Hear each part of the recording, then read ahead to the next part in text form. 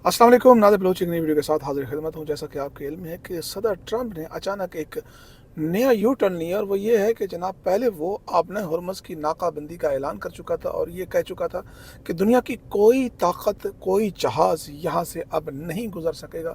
लेकिन फिर देखा हमने कि चीन ने अपना जहाज़ गुजार के भी दिखाया और पहली मर्तबा गैर रिवायती बयान देकर कहा कि मैं ईरान के साथ हूँ और हम चाहते हैं कि किसी कशीदगी की तरफ ना जाया जाए।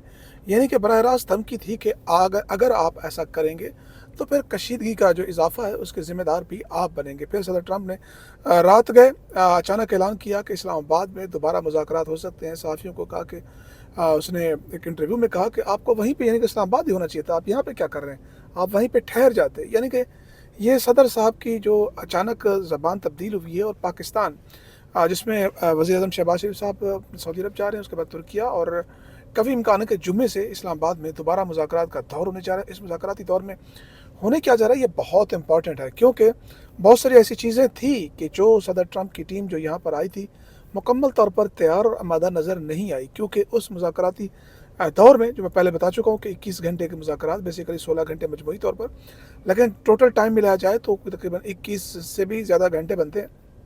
12 मरतबा साहब ने, जेडी वैंस ने जो है सदर ट्रंप से बात की, बताया। जब किसी में नुक्ते पर इत्तफाक होने के करीब आता था तो साहब कहते थे मैं कॉफ़ी पी के, मैं चाय पी के, क्योंकि मोबाइल फ़ोन बाहर जमा थे।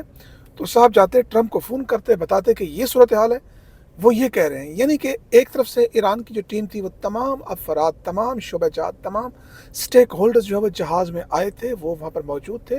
उनकी टेक्निकल टीम भी मौजूद थी, एक एक चीज़ को एनालाइज कर रहे थे, एक एक चीज़ के ऊपर अपना फीडबैक दे रहे थे, और वहाँ पर इत्तफाक राय ईरान के एंड पे पाया जा रहा था, जबकि अमेरिका के एंड पे ये चीज़ें नहीं थी। अमेरिकी बार बार जो है वो अपनी टीम से रब्ता कर रहे थे। अब इन्होंने जनाब कहा है कि सदर ट्रंप ने, कि अब जो मामला है वो अगले 2 दिन में बहुत कुछ होने वाला है, बहुत ऐसा होने जा रहा है। और फील्ड मार्शल सैयद आसिम मुनीर साहब की उन्होंने बड़ी जनाब तारीफ़ की, बड़ी तारीफ़ की।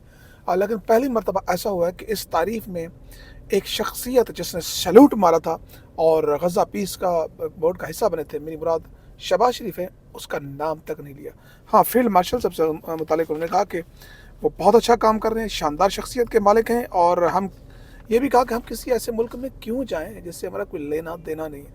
अच्छा, मज़े की बात यह है कि इससे पहले अमरीकी सदर ने जो है मोदी को फ़ोन किया, और मोदी ने एक ट्वीट किया, जनाब माई बेस्ट फ्रेंड कॉल मी, और पता नहीं क्या से क्या, ज़मीन हो आसमान के कलाबे में रहा। ठीक उसके कुछ देर बाद ट्रंप साहब ने इंटरव्यू देकर ये बात करके कि मुज़ाकरात दोबारा इस्लामाबाद में होने जा रहे हैं, और हम इसे किसी अरे गैर न तो खैर मुल्क में क्यों जाएँ, मोदी की उम्मीदों पर ओस फेर दी, पानी फेर दिया। और यहाँ पर वो जो है एक लिहाज से जो है वो तनहा नज़र आ रहे हैं। अच्छा, अब फील्ड मार्शल से मतलब ये भी कहा कि जनाब जब 4,000 जंग हुई थी तो उसमें मैंने सालसी कराई थी। यानी कि बेसिकली वो ये कहना चाह रहे हो, पहले उन्होंने सालसी कराई, अब हम सालसी, हमारी सालसी कराने जा रहे हैं। पहले जो ठेकेदार था पूरी दुनिया की जंगों का, पूरी दुनिया की जंगों के जो सुलह करा रहे थे, अब वो हमसे कह रहे हैं, पाकिस्तान से कह रहे हैं कि आप हमारी सुलह कराएं।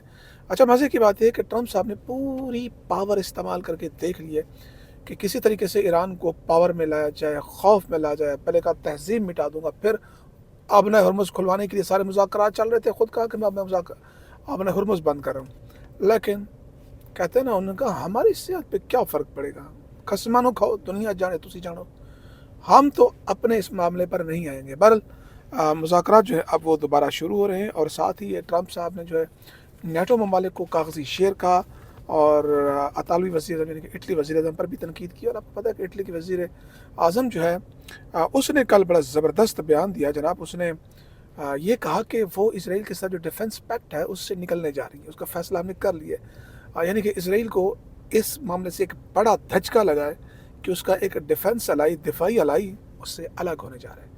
यानी कि ईरान ने इस पूरी सफारतकारी में, इस पूरी जंग में इसराइल और अमेरिका को तनहा करके रख दिया। अमेरिकी सदर नेटो को कागजी शेयर करार दे, अपने इत्तेहादियों को करार दे रहे। यानी कि ट्रंप साहब के पास अब कोई कार्ड खेलने के लिए नहीं है, जबकि वो ईरान पर इल्ज़ाम उनके पास कार्ड नहीं है। भाई उनके पास कार्ड कैसे नहीं है, आपने हुर्मुज़ से बड़ा कार्ड क्या होगा, और तुम जिस एटम बम की बात करें उससे बढ़कर उनके पास हथियार है ये आपने हुर्मुज़ का। तो बहरहाल उन्होंने जनाब उस पर यह भी कहा कि वो नेटो के मामले में उन्होंने हमारी मदद नहीं की, ये बहुत मुख्तलिफ है। यानी कि अतावी वज़ीर आज़म, जो मैंने सोचा था दुनिया में तवानाई की सबसे बड़ी कीमत یورپ ادا کر رہا ہے. یورپی ممالک آبنائے ہرمز کے لیے لڑنے کے لیے تیار نہیں ہے. جہاں سے وہ تیل حاصل کرتے ہیں وہ آبنائے ہرمز کو کھلا رکھنے کے لیے مجھ پر انحصار کر رہے ہیں. مجھے کہہ رہے ہیں کہ جناب تم ہماری یہ آبنائے ہرمز کھلواؤ, مجھ پر تنقید کیا. اچھا مزے کی بات ہے کہ پاکستان نے سارے چیزوں میں میڈیشن کرا رہا ہے. عرب ملکوں کے حوالے سے بھی ظاہر ہے کہ حافظ صاحب جو ہیں وہ پہلے سعودی عرب میں بھی رہے, جب ڈی جی ایم آئی تھے, بہت سارے معاملات اور بھی کرائے, تو اس لیے عرب ممالک میں بھی ان کا خاص اعتماد تو ہے بڑی یعنی کہ بہترین انداز میں. مانے یا نہ مانے, ہمارے پاکستان میں سیاسی حوالے سے تنقید اپنی جگہ پر موجود ہے, وہ رہے گی, لیکن یہ بات ایک فیکٹ ہے کہ انہوں نے ایک یہ کاوش کی اور اس کا نتیجہ نظر آ رہا ہے کہ جناب امریکہ جو ہے وہ اب اگر سیف ایگزٹ مانگ رہے, نکلنا چاہ رہا ہے, تو وہ پاکستان کی مدد اس کو ہر حال میں ضرورت ہے. اور یہ ایک خوش قسمتی کہیں یا حالات کہیں جو بھی ہے بار یہ پاکستان کی فیور میں ہے.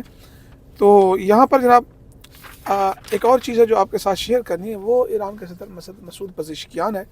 ان کا کہنا ہے جناب کہ ایران بد امنی نہیں چاہتا, اپنے ملک کی بہتری کے لیے ہمیں جنگ کی طرف نہیں جانا چاہیے. یعنی کہ وہ امریکہ کو بھی کہہ رہے ہیں کہ جناب اپنے ملک کی بہتری, تو آپ جنگ کی طرف کیوں جا رہے ہیں؟ نہ ہمیں جنگ سوٹ کری, تم نے ہمارے اوپر جنگ مسلط کر دی.